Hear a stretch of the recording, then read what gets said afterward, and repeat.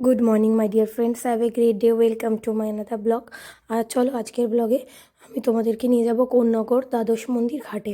তো তোমরা দেখতে থাকো কিভাবে পৌঁছাবে। প্রথমেই বলে দিই, এখানে পৌঁছাতে গেলে আমি শ্যামনগর থেকে গেছিলাম। আমি ধোবিঘাট থেকে ঘাট ক্রস করে শ্রীরামপুর ঘাটে পৌঁছে গেছিলাম। ওখান থেকে একটা টোটো করে পৌঁছে গেছিলাম দ্বাদশ মন্দির ঘাটে।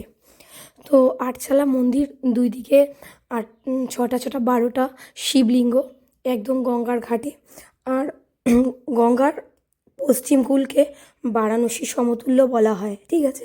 তাই 12 মন্দিরে 12টি শিবলিঙ্গ আছে। বহু প্রাচীন এই ঘাট। মুখ্যমন্ত্রী মমতা বন্দ্যোপাধ্যায় ইচ্ছা প্রকাশ করেছিলেন যে বারাণসীর মতো গঙ্গা আরতি আমাদের এখানে হোক। তখন কিন্তু উনি এই 12 মন্দির ঘাটকেই, কোন্নগরের এই 12 মন্দির ঘাটকেই সিলেক্ট করেছিলেন গঙ্গা আরতির জন্য। তো এখানে কিন্তু গঙ্গা আরতি সন্ধ্যাবেলা হয়।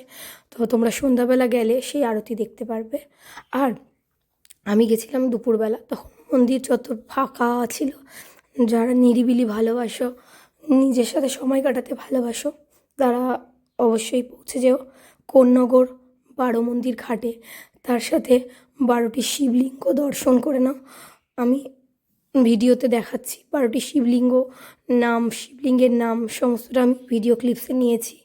আর তার সাথে দেখো, এই গঙ্গার ধারে কিন্তু বিকেলবেলাটা অনেক মানুষজন বসেন, প্রাকৃতিক শোভা উপভোগ করেন।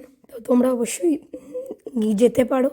এবং গিয়ে শুধু যে পুণ্য অর্জন করে আসবে তা না, তার সাথে অনেক পুণ্য অর্জনের সাথে কিন্তু অনেকটাই শান্তি নিয়ে ফিরে আসবে। মানে পুণ্য অর্জন করলেই তো শান্তি পাওয়া যায়।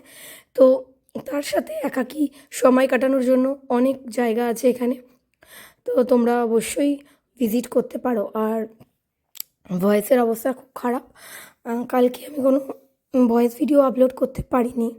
আর ফেসবুকে তো জানোই, যারা কন্টেন্ট ক্রিয়েট করো, ভয়েসটা কত ইম্পর্ট্যান্ট হয়। সো অরিজিনাল কন্টেন্ট না দিলে কিন্তু রিচ ডাউন হতে থাকে। দ্যাটস ওয়াই অনেক কষ্ট করেই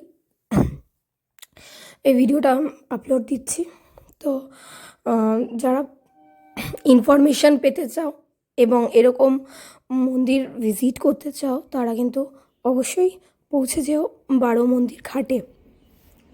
তার সাথে কিছু ইনফরমেশান তোমাদের সাথে শেয়ার করি। গঙ্গা আরাধনার জন্য গঙ্গা আরতি হয় এখানে। এবং এই রাজ্যে গঙ্গা আরতি হোক এমন যখন ইচ্ছা প্রকাশ করলেন মুখ্যমন্ত্রী মমতা বন্দ্যোপাধ্যায়, তারপরে কিন্তু কোন্নগর